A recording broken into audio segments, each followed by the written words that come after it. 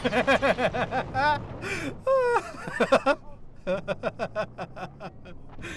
I'm glad I was recording that.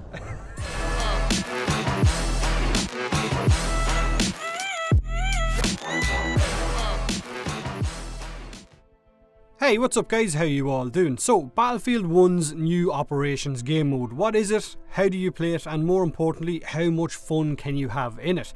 Operations is basically a multiplayer campaign mode in Battlefield 1 that plays out across more than one map and more than one match.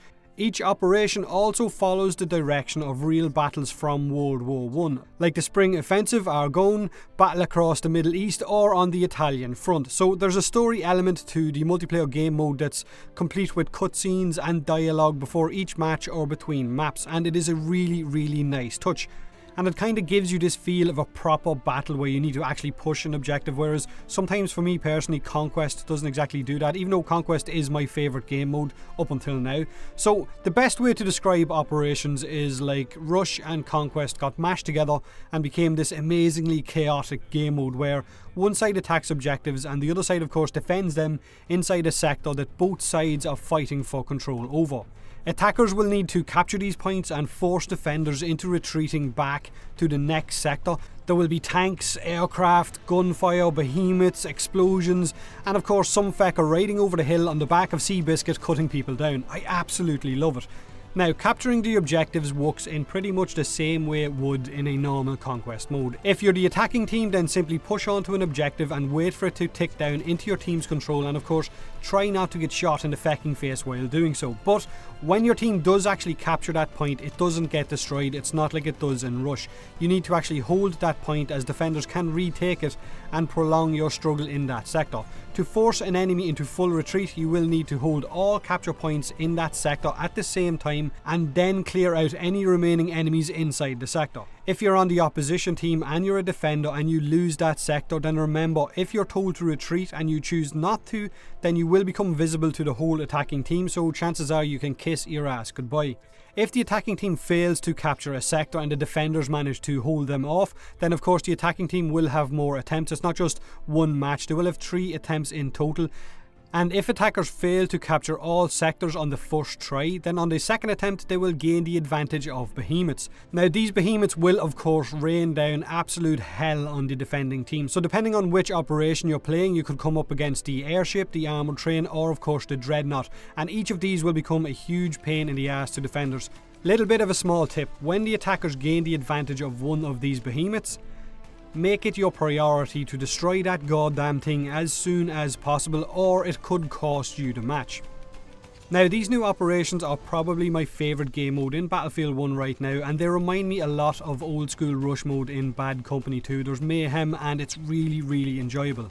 And it is of course a nice change from the normal Conquest or Rush or TDM matches. To access operations, you simply need to navigate to your operations tab in the multiplayer menu in-game, but you have no way of seeing if the game you're about to join has just started, or if it's halfway done, or if there's only 10 resources left away from it being actually finished, which can be a little bit annoying if you get put into a match that ends 2 minutes later, but I guess that's not exactly the end of the world. You just rejoin operations. Hopefully it won't happen second time around. And also, no operation servers show up in the server browser in the game right now, which feels a little bit crazy. The server browser has always been my go-to for finding matches in previous Battlefields, and I kind of hope that because there's no operation showing up on the server browser, it's not stopping players from realising the insane amount of fun that they're missing out by playing operations, because regardless of how long each match lasts, they are an incredible amount of fun.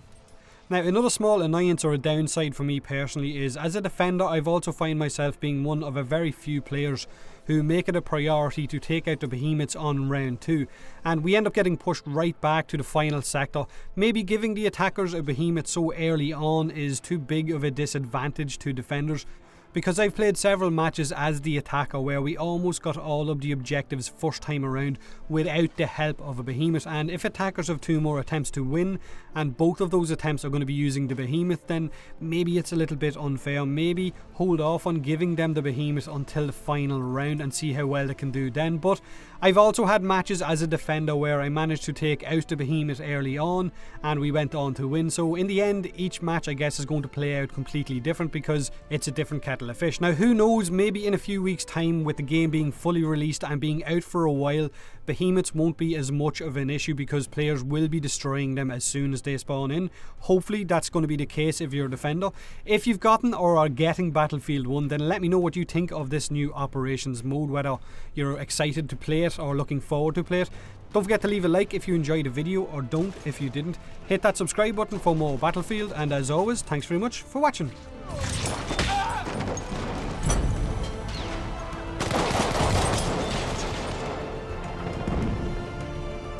50 attackers remain.